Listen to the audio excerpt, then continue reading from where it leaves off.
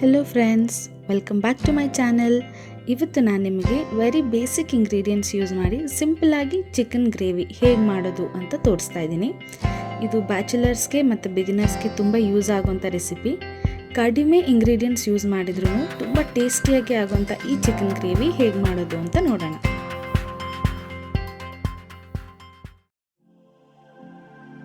ಮೊದಲಿಗೆ ಒಂದು ಪ್ಯಾನ್ ಬಿಸಿಗಿಡಬೇಕು.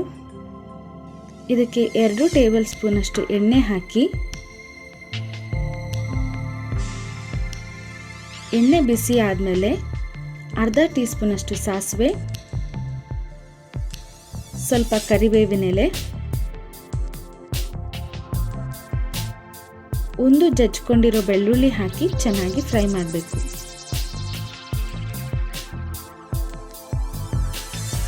ಇದಕ್ಕೆ ಸಣ್ಣದಾಗಿ ಕಟ್ ಮಾಡಿರೋ 2 ಮೀಡಿಯಮ್ ಸೈಜ್ ಈರುಳ್ಳಿ ಹಾಕಿ ಒಂದು 30 ಸೆಕೆಂಡ್ಸ್ ಫ್ರೈ ಮಾಡ್ಕೋಬೇಕು. ಈರುಳ್ಳಿ ಫ್ರೈ ಆದಮೇಲೆ ಸಣ್ಣದಾಗಿ ಕಟ್ ಮಾಡ್ಕೊಂಡಿರೋ 2 ಮೀಡಿಯಮ್ ಸೈಜ್ ಟೊಮ್ಯಾಟೊ ಹಾಕಿ ಅದನ್ನು ಚೆನ್ನಾಗಿ ಫ್ರೈ ಮಾಡಬೇಕು. ನಂತರ ಅರ್ಧ ಟೀ ಸ್ಪೂನಷ್ಟು ಅರಿಶಿನ, ರುಚಿಗೆ ತಕ್ಕಷ್ಟು ಉಪ್ಪು ಹಾಕಿ ಟೊಮ್ಯಾಟೊ ಸ್ವಲ್ಪ ಸಾಫ್ಟ್ ಆಗೋ ತನಕ ಚೆನ್ನಾಗಿ ಕುಕ್ ಮಾಡ್ಕೋಬೇಕು.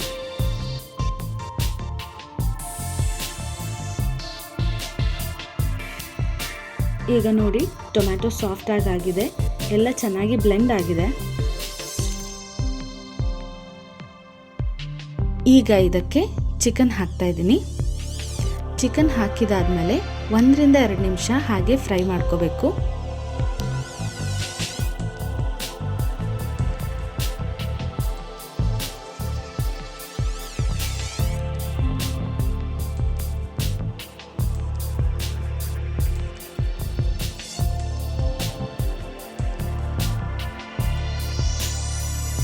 ಇದಾದಮೇಲೆ 2 ಟೇಬಲ್ ಸ್ಪೂನಷ್ಟು ಸಾಂಬಾರು ಪುಡಿ ಹಾಕ್ತಾ ಇದ್ದೀನಿ.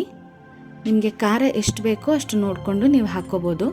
ಸಾಂಬಾರು ಪುಡಿ ಹಾಕಿದ ಮೇಲೆ ಚಿಕನ್ ಜೊತೆ ಮಸಾಲ ಎಲ್ಲ ಚೆನ್ನಾಗಿ ಕೋಟ್ ಆಗೋ ತನಕ ಮಿಕ್ಸ್ ಮಾಡ್ಕೋಬೇಕು. ಮಿಕ್ಸ್ ಮಾಡಿ ಒಂದು 5 ನಿಮಿಷ ಇದನ್ನು ಬೇಯಕ್ಕೆ ಬಿಡಬೇಕು. ಈಗ 5 ನಿಮಿಷ ಆಗಿದೆ. ಇದಕ್ಕೆ ಅರ್ಧ ಗ್ಲಾಸಷ್ಟು ನೀರು ಹಾಕ್ತಾ ಇದ್ದೀನಿ. ಉಪ್ಪು ಖಾರ ಈ ಟೈಮಲ್ಲಿ ನೀವು ಅಡ್ಜಸ್ಟ್ ಮಾಡ್ಕೋಬೋದು.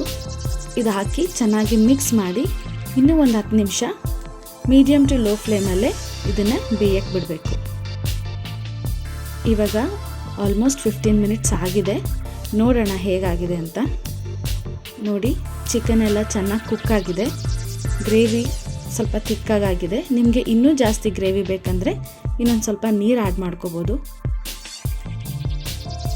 ಈಗ ಇದಕ್ಕೆ ಲಾಸ್ಟಲ್ಲಿ ಕಟ್ ಮಾಡ್ಕೊಂಡಿರೋ ಕೊತ್ತಂಬರಿ ಸೊಪ್ಪು ಹಾಕ್ತಾ ಇದ್ದೀನಿ. ನೋಡಿ ಫ್ರೆಂಡ್ಸ್, ತುಂಬ ಕಡಿಮೆ ಇಂಗ್ರೀಡಿಯೆಂಟ್ಸ್ ಯೂಸ್ ಮಾಡಿ ತುಂಬ ಟೇಸ್ಟಿಯಾಗಿ ಆಗುವಂಥ ಚಿಕನ್ ಗ್ರೇವಿ ರೆಡಿಯಾಗಿದೆ. ಇದು ಬಿಸಿ ಮುದ್ದೆ ಜೊತೆಗೆ, ಚಪಾತಿ ಜೊತೆಗೆ, ಅನ್ನ ಜೊತೆ ಕೂಡ ತುಂಬ ಟೇಸ್ಟಿಯಾಗಿರುತ್ತೆ. ಇದನ್ನು ಟ್ರೈ ಮಾಡಿ ಹೇಗಾಗಿತ್ತು ಅಂತ ನನಗೆ ಕಮೆಂಟ್ ಮಾಡಿ ತಿಳಿಸಿ.